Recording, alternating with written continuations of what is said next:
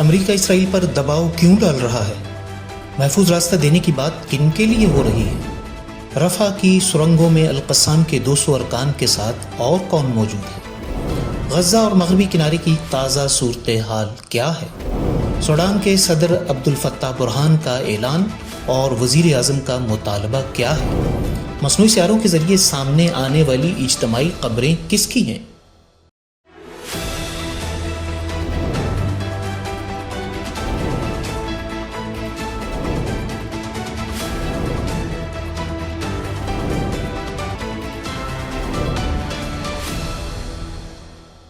Media reports کے مطابق امریکہ اسرائیل پر دباؤ ڈال رہا ہے کہ وہ رفح کی سرنگوں میں موجود القسام بریگیڈ کے تقریباً 200 جنگجوؤں کو تیسرے فریق کے حوالے کرنے کی اجازت دے، اس شرط پر کہ وہ اپنے ہتھیار ساتھ نہ لائیں۔ یہ وہ یونٹ ہیں جن سے رابطہ نہ ہونے کے باعث جنگ بندی کے احکامات نہیں پہنچ سکے تھے اور وہ اب بھی زیر زمین موجود ہیں۔ اسرائیلی ذرائع ابلاغ کے مطابق انہی سرنگوں میں اسرائیلی فوجی ہدار گولڈن کی لاش کی موجودگی کا انکشاف ہوا ہے، جس پر اسرائیلی سیاسی حلقوں میں شدید بحث جاری ہے۔ چیف آف آرمی اسٹاف ایال زمیر نے قیدی کی لاش کے بدلے راستہ دینے کا عندیہ دیا، تاہم وزیر اعظم نیتن یاہو نے اس امکان کو مسترد کرتے ہوئے کہا کہ صرف مکمل سرنڈر ہی واحد حل ہے۔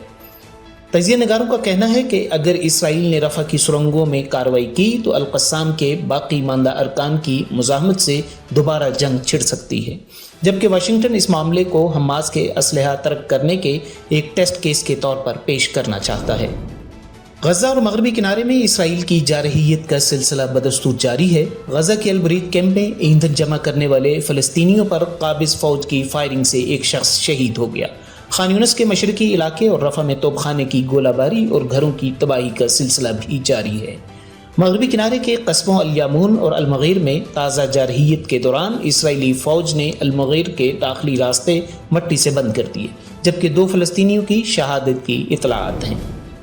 سوڈان کے صدر عبدالفتاح برہان نے جنگ بندی سے واضح انکار کرتے ہوئے کہا کہ ریپڈ ایکشن فورس کے زیر قبضہ علاقوں سے مکمل انخلا تک کوئی جنگ بندی نہیں ہوگی۔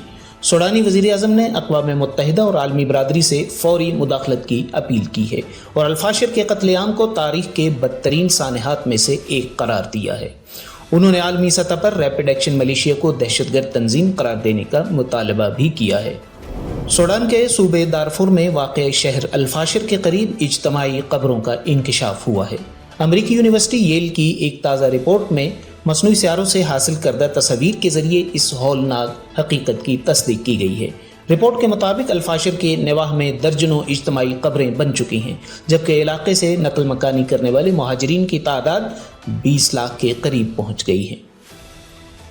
یہ تھی اب تک کی کچھ اہم خبریں۔ مزید اپڈیٹس اور تجزیوں کے لیے منسلک رہیے آپریسٹ واچ کے سوشل میڈیا ہینڈل سے۔ آپریسٹ واچ، مظلوم کی آواز۔